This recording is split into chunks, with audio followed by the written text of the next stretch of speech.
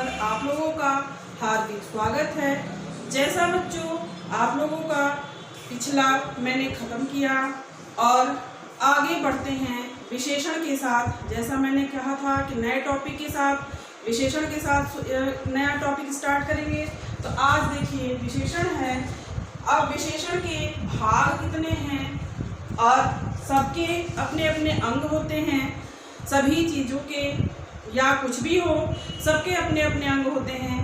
विशेषण का भी अपना अंग है। उसका अर्थ पहला है उसका अर्थ, दूसरा है विशेष, तीसरा प्रविशेषण, चौथा भेद व प्रकार। उसके विशेषण के कितने भेद कहिए या प्रकार कहिए। पहले हम अर्थ पे आते हैं। विशेषण का अर्थ क्या होता है, इसे क्या कहते हैं? संज्ञा या सर्वनाम। संज्ञा या सर्वनाम। पहले हम अर्थ पे ही रहेंगे। पहला हमारा पॉइंट अर्थ ही है। अर्थ को देखिएगा। संज्ञा या सर्वनाम की विशेषता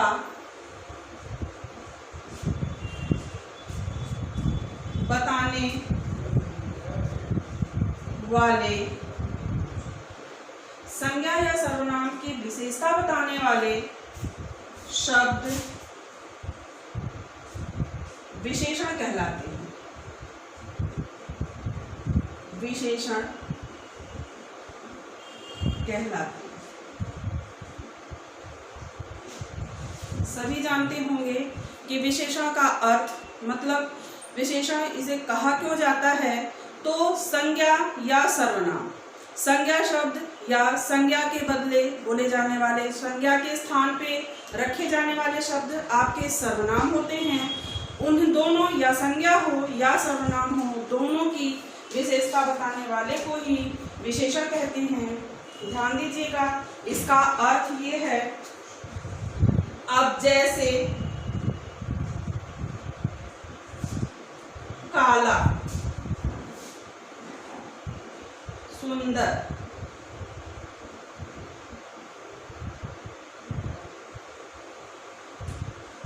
भला, उचित इत्यादि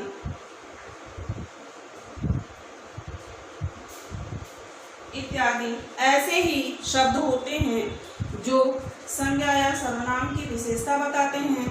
संज्ञा किसी व्यक्ति, वस्तु, स्थान के नाम, व्यक्ति, पर्सनल व्यक्ति, उस व्यक्ति के स्थान पर रखे जाने वाले शब्द सर्वनाम कहलाते हैं।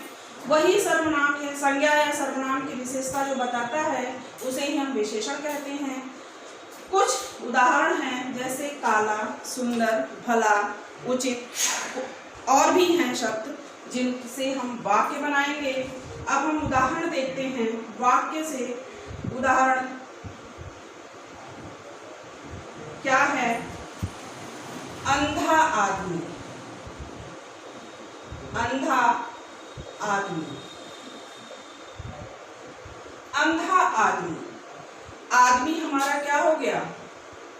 संज्ञा हो गया, यह संज्ञा है। और अंधा विशेषण हो गया।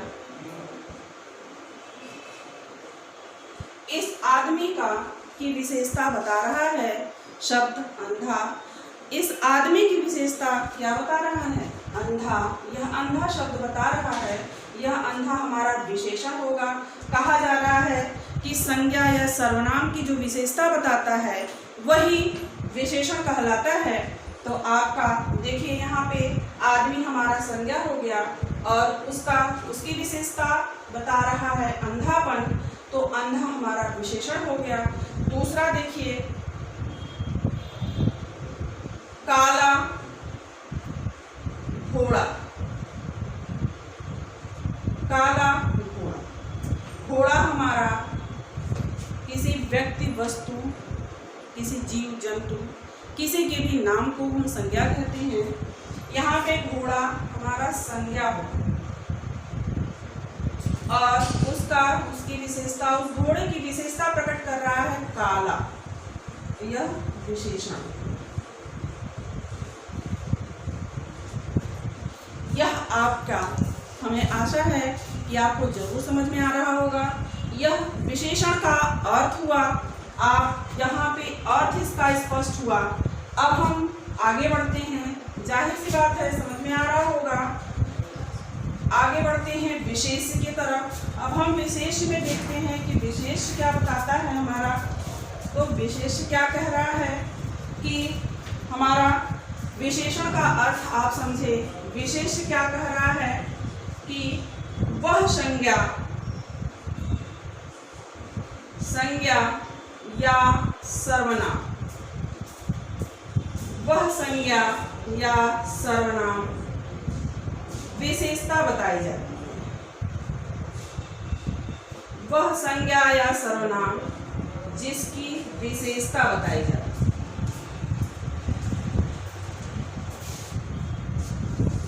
विशेषता बताई जाती है, उसे हम क्या कहेंगे, विशेष कहेंगे।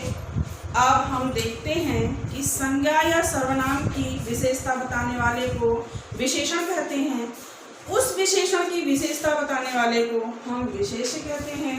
आप विशेषण का अर्थ समझे। अब हम विशेष पे आते हैं। तो विशेष हमारा क्या कह रहा है कि वह संज्ञा या सर्वनाम जिसकी विशेषता बताई जाती है।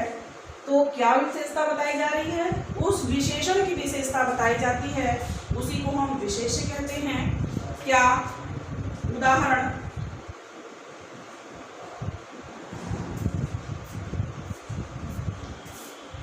वह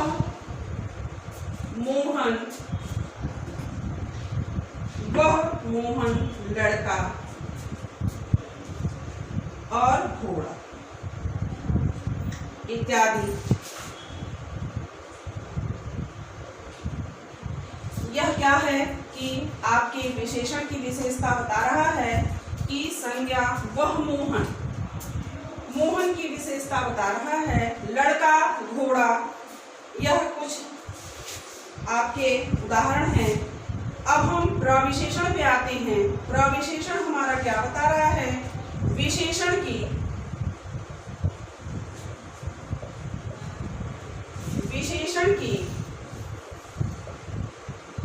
विशेषता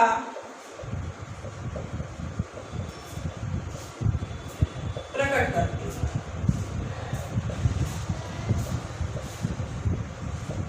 इसमें बताई जाती है, मतलब हमारा वाक्य बताता है कि यह विशेषण की विशेषता है। यहाँ पर प्रविशेषण में विशेषण की विशेषता प्रकट करती हैं, यहाँ बताई नहीं जाती है, प्रकट की जाती है। जैसे बहुत, अधिक,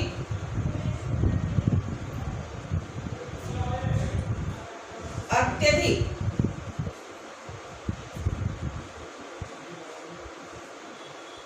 क्रम, कम, ज्यादा इत्यादि। यह आपकी विशेष की विशेषता, प्रविशेषण क्या बताता है, विशेषण की विशेषता प्रकट करता है। मतलब वह लड़का है, वह घोड़ा काला है, तो घोड़े की विशेषता तो काला बता दिया गया, लेकिन उसकी विशेषता प्रकट नहीं हुई कि वह कितना काला है। तो यहाँ पर यह विशेषता प्रकट की जाती है। उस प्रकट किए हुए शब्द कुछ हैं, देखिए। यह विशेषता प्रकट करता है, जैसे बहुत, अधिक, अत्यधिक, कम, ज्यादा इत्यादि। अब हम आते हैं, देखिए, भेद एवं प्रकार पे। जैसे कि अब बार बार देखिएगा, विशेषण तो तीनों अर्थ आपके समान नहीं हैं, अर्थ कुछ अलग हैं, विशेष कुछ अलग है, प्रविशेषण कुछ अलग है। हम आते हैं, थोड़ा उदाहरण देखते हैं प्रविशेषण का उदाहरण देखते हैं।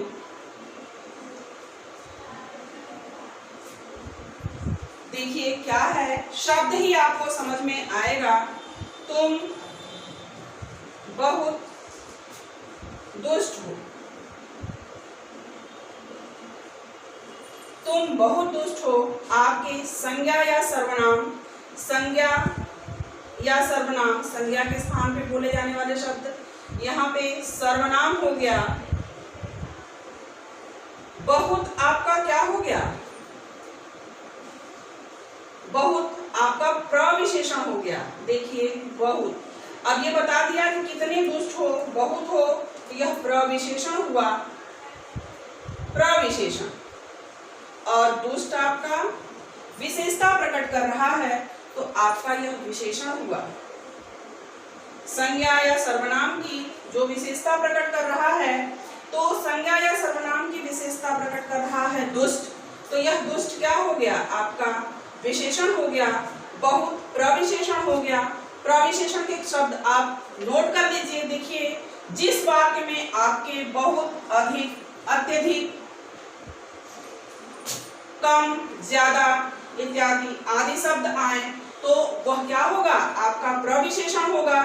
आपका बहुत, तुम बहुत दुष्ट हो, यहाँ पे बहुत आपका प्रविशेषण हो गया। तुम सर्वनाम, सर्वनाम की विशेषता प्रकट कर रहा है विशेषण, विशेषण की विशेषता प्रकट कर रहा है प्रविशेषण। आपका यह देखिए एकदम क्लियर हो गया। आगे थोड़ा एक और उदाहरण देते हैं।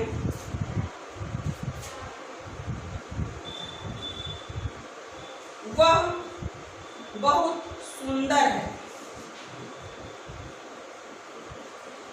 ध्यान दीजिएगा, वह बहुत सुंदर है। आपका यहाँ पे वह क्या हो गया? संज्ञा। इसकी विशेषता कौन प्रकट कर रहा है? सुंदर, तो यह विशेषण हो गया।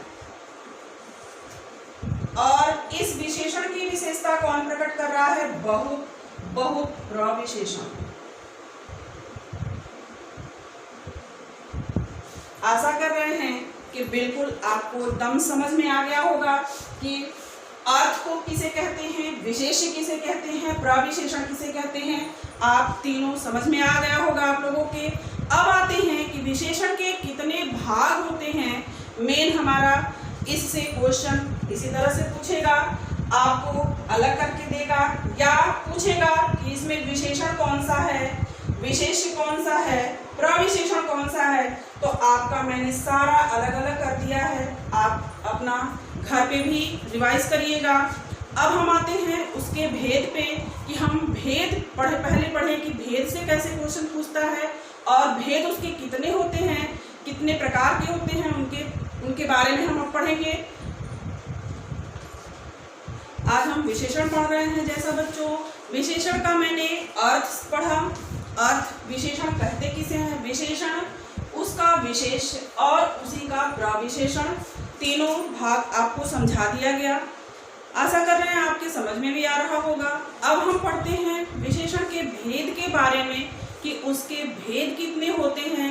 भेद ऐसे भी पूछ सकता है कि विशेषण के कितने भेद होते हैं, तो 4 होते हैं। उनकी संख्या पूछ सकता है। तो हमारी संख्या विशेषण के भेद की क्या है? 4 है। पहला है गुणवाचक विशेषण, दूसरा संख्यावाचक विशेषण, तीसरा परिमाणवाचक विशेषण, चौथा सार्वनामिक विशेषण। अब हम देखते क्या हैं कि विशेषण 4 प्रकार के होते हैं। हम पहले प्रकार पे आते हैं, गुणवाचक विशेषण। हमारा गुणवाचक विशेषण कह क्या रहा है, आप ध्यान दीजिएगा और सारे पॉइंट को हम इसी पे है, गुणवाचक विशेषण पे। हमारा पहला गुणवाचक विशेषण है। ध्यान दीजिएगा कि इसमें हम क्यों कहते हैं इसे गुणवाचक विशेषण। इनसे किसी पदार्थ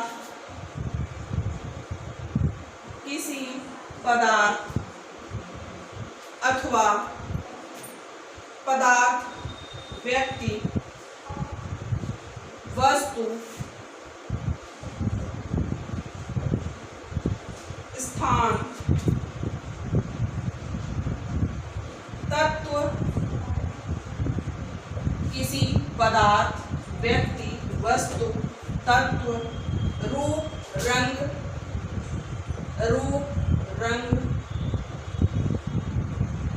गुण, दोष,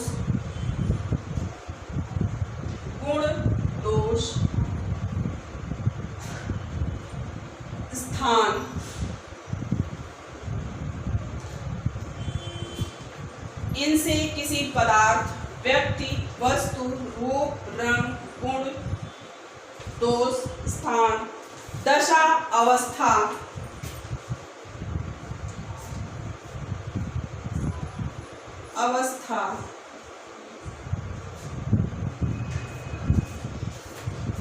आदि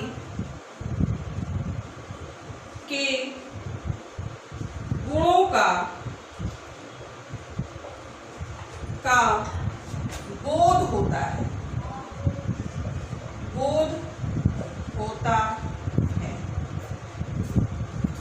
किसका? इनसे किसी पदार्थ, व्यक्ति, वस्तु, तत्व, रूप, रंग, गुण, दोष, स्थान, दशा, अवस्था, सारे जो हैं आपके गुणवाचक विशेषण में आते हैं। इनके गुणों का बोध होता है। जाहिर सी बात है, देखिए आपका यह गुणवाचक गुण प्रकट कर रहा है। तो किसी भी पदार्थ का या व्यक्ति का, वस्तु का, तत्व का, रूप, रंग का, गुण, दोष का, स्थान, दशा, अवस्था आदि के गुणों का बोध कराता है। क्या? गुणवाचक विशेषण सारे अवस्थाओं का, सबका आपका बोध कराता है। दूसरा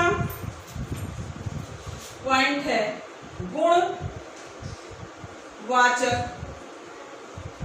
गुणवाचक विशेषण प्रमुखतः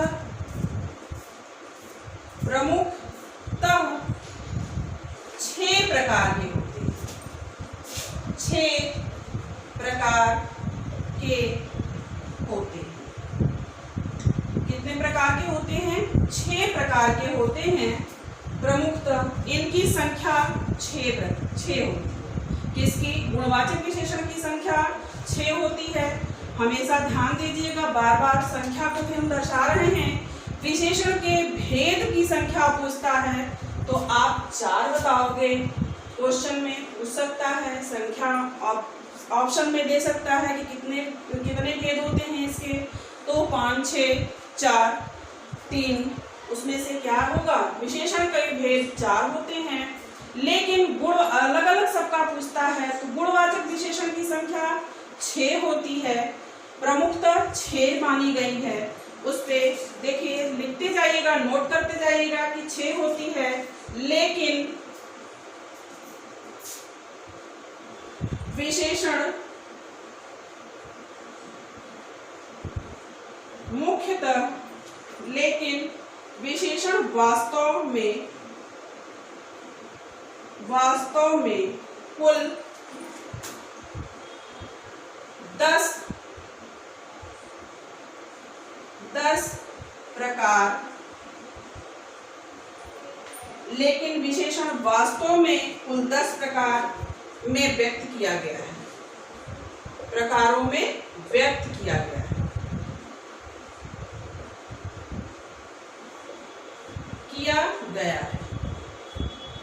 आप ध्यान दीजिएगा, अगर पूछता है कि विशेषण वास्तव में कितने प्रकारों में व्यक्त किया गया है, तो उसकी संख्या अगर पूछता है तो आप 10 बताओगे। लेकिन गुणवाचक विशेषण की संख्या पूछता है तो आप 6 ही बताओगे।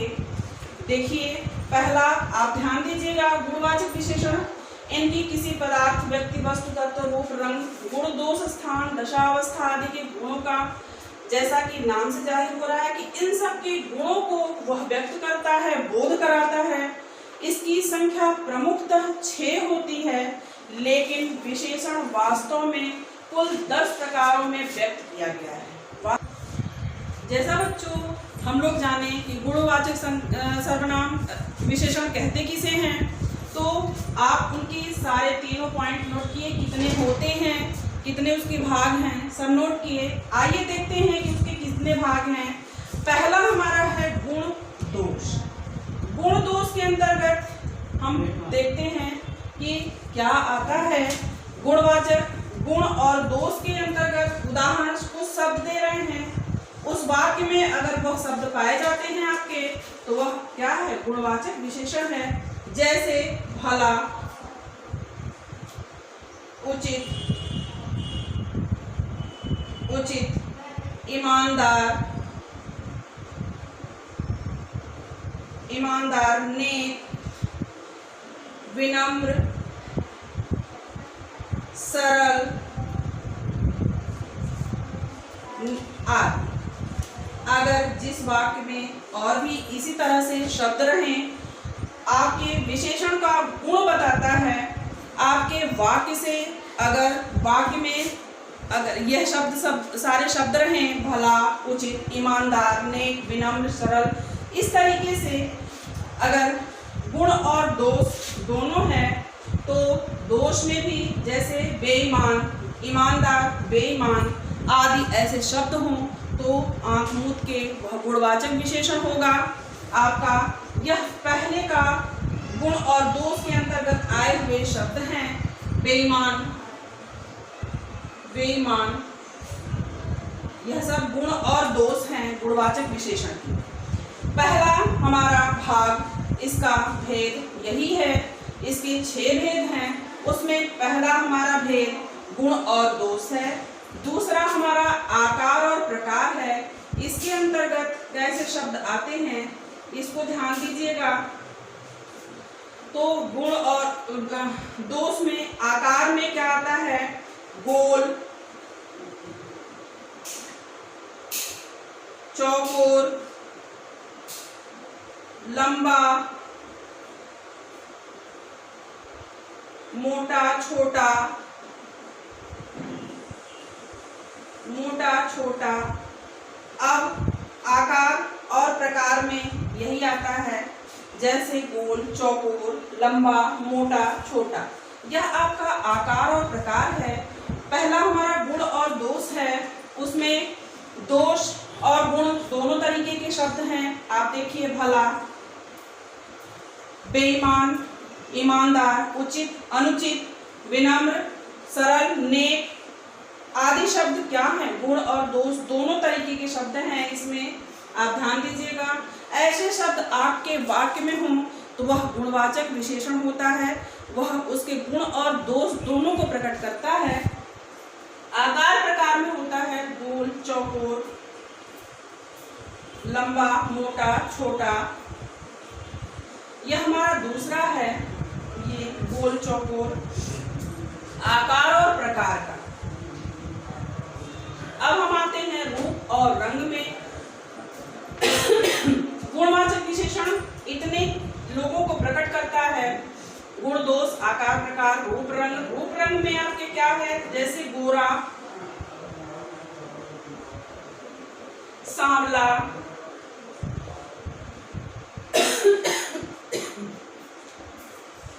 नीला, पीला,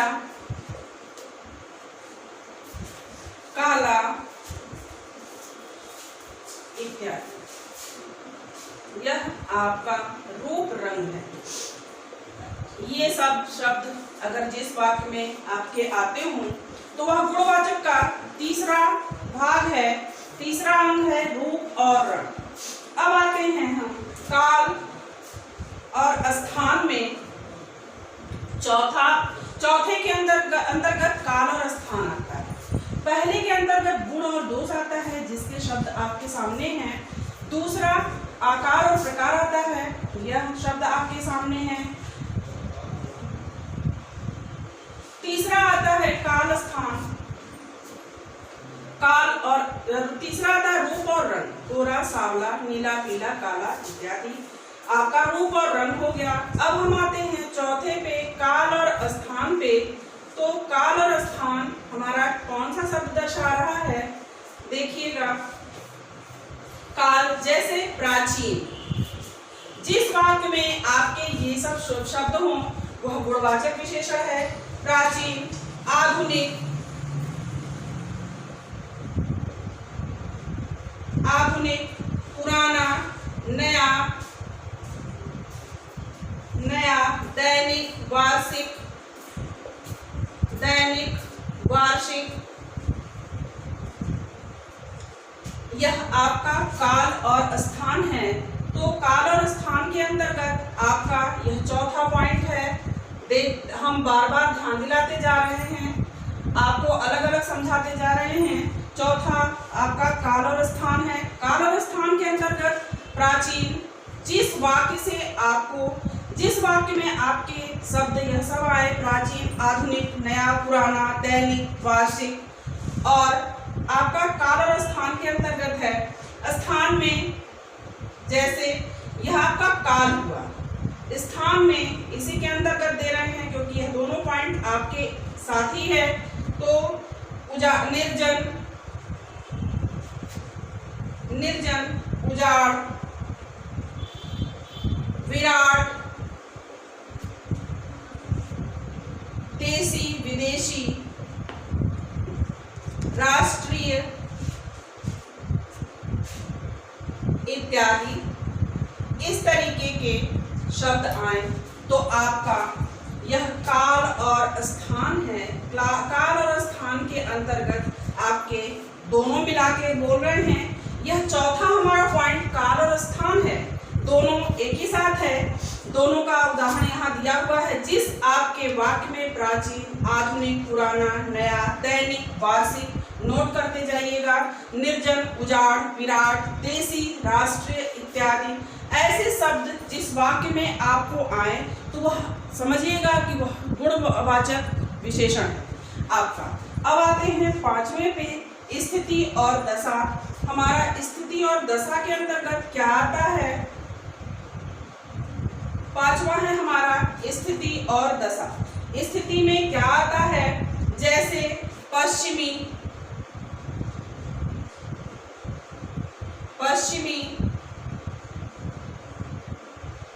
उत्तरी,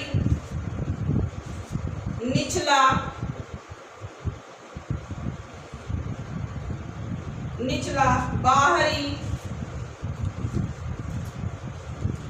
आंतरिक, ऐसे शब्द आए तो वह आपका आता है स्थिति और दशा। दशा जैसे निचला भाग, यह दशा हुआ। बाहरी, आंतरिक, पश्चिमी, उत्तरी, पूर्वी, यह सब शब्द आए तो ऐसे शब्द जब आते हैं तो वह गुणवाचक विशेषण के अंतर्गत आते हैं। और किसके अंतर्गत? स्थिति, दिशा और स्थिति के अंतर्गत। दिशा दिया है, आप ध्यान दीजिएगा। दिशा आपके चारों दिशाएं होती हैं, उसमें पूर्वी, पश्चिमी, उत्तरी, दक्षिणी आपकी दिशाएं हो गई। और दिशा के साथ स्थिति दिया है तो निचला, बाहरी, आंतरिक इत्यादि ऐसे शब्द अगर आए तो आपके गुणवाचक विशेषण के अंतर्गत दिशा और स्थिति का ज्ञात कराता है। यह वाक्य दिशा और स्थिति का ज्ञान कराता है।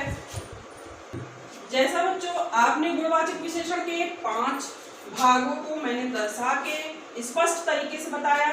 छठवां हमारा है स्पर्श और स्वाद दशा अवस्था। छठे के अंतर्गत स्पर्श जैसे मुलायम, कठोर, गर्म, ठंडा, तो हम छू कर स्पर्श कर कर उसको पता करते हैं कि यह मुलायम है कि कठोर है कि ठंडा है कि गर्म है।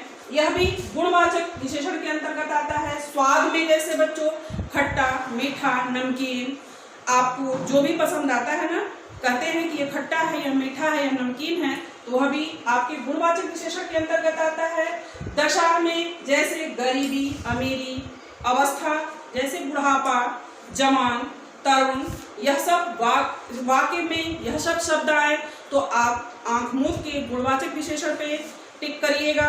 आपके यह 6 भाग आपके सामने आ गया है। अब हम फिर से एक बार रिवाइज कर देते हैं कि गुणवाचक विशेषण के 4 भेद होते हैं। हम पहले भेद पे हैं जिसके 6 भाग होते हैं।